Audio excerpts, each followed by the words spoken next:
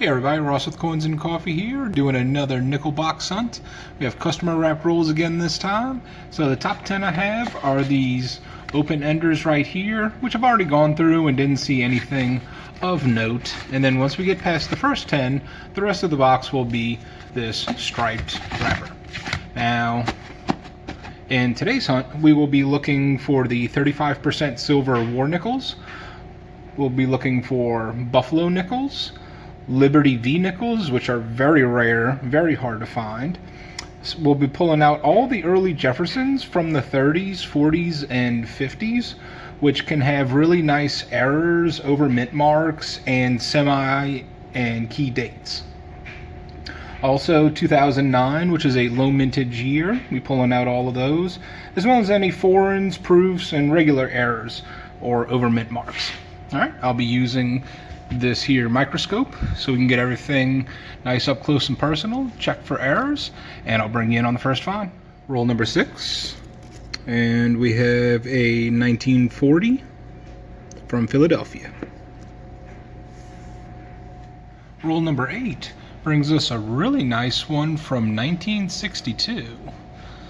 So when I'm looking at older Jefferson nickels, and the obverse catches my eye by having nice luster and just good strike details left on it, that's when I check the reverse. And I look to see how much of the steps of the Monticello building are left intact. This is one of the highest points on the coin and the first to wear away.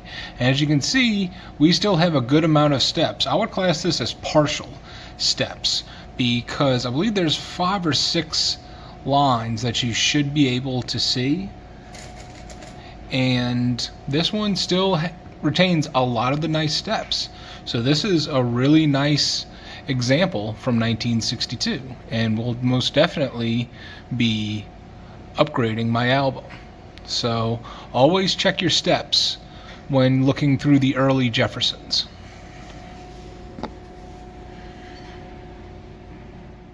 We're on roll number 14 of the box, and in this roll we are striking silver.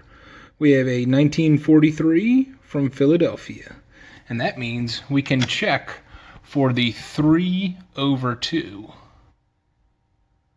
which does not have it. The little bottom of the 3 would have a fishhook-like appearance, but still, we have our first silver of the box.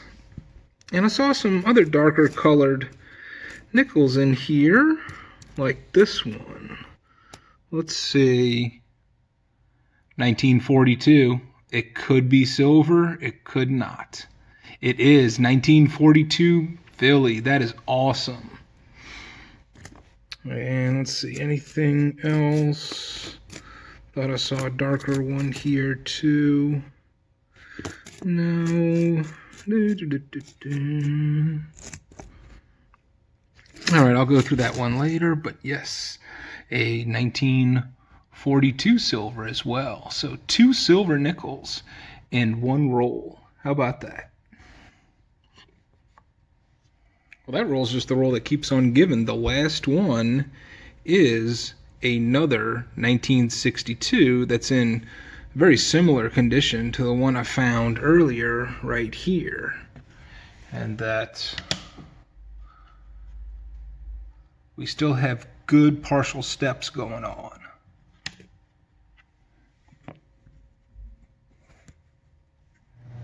Roll number 20, and we have another one from the 40s. This is a 1946 from Denver, 1 year away from silver. That's our other 40s. So far out of the early Jeffersons, we have nothing but from the 40s, 2 of which are silver and 2 regular. Roll 26, we have another one from the 40s. 1941 from Philadelphia. And in an earlier roll, I found this, the first one from the 50s, a 1953 from Denver. Is pretty chewed up.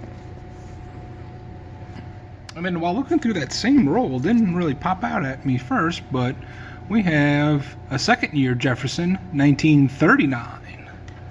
So let's check for a mint mark. See if we can find a key date. 1939. And nope, no mint mark, so 39 from Philadelphia. First one from the 30s. And if we had a mint mark again, if it would have been the 1939 Denver or San Francisco, we would have had a key date with that. And let me just go through the rest of this roll. And I'll have you here.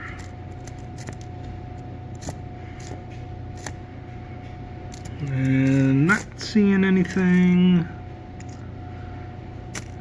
else over here. All right, back to the hunt. Roll 27 and fanning the roll out and having older nickel poking its head out. And it's a 1947 with a mint mark, Denver. Roll number 30, and we have another one from the 50s, and this is a 1955. Let's check to see. Nope, that has a mint mark. Yeah, 1955 Denver. If it was a Philadelphia, there would have been a semi-key date. But that's our second 50s nickel on the board, in much better shape than the first one. Roll number 33, and we have a 1940 from Philadelphia. And in that same roll, we have 1 year later, 1941 from Philadelphia as well. Roll number 35, and there's just something not right about this roll. We have our first foreign. That looks like the Bundesrepublik Deutschland, 1982. 10 Pfennig. So, yeah, same size of a dime, but not even the same color. I guess they just didn't want it and just threw it in there. Well, cool. First foreign of the box. Roll 38. And we pulled a 1959 from Denver. There's the rest of the 50s. And as I was looking through the roll, we have some other older nickels joining the party. Ooh, another 1955. Come on, no mint mark, no mint mark. That's a mint mark. So, another 55 Denver. What else is in here?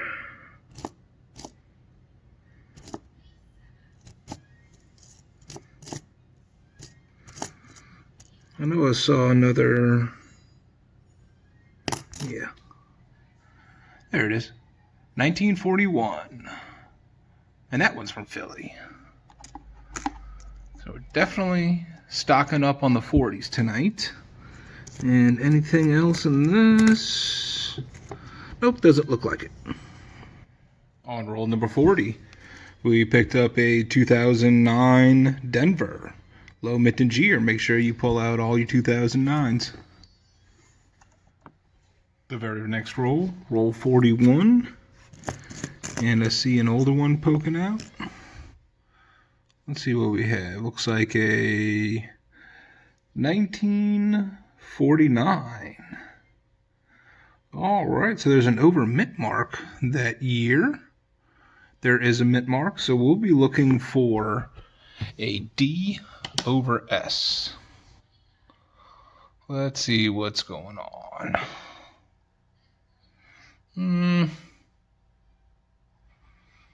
No, I'm not seeing anything.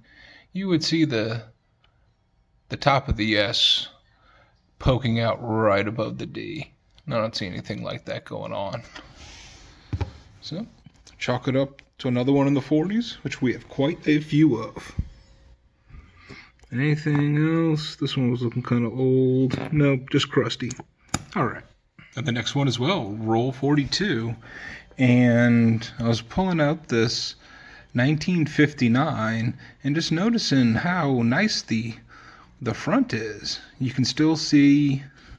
I'll put it on the microscope. You can see a little better.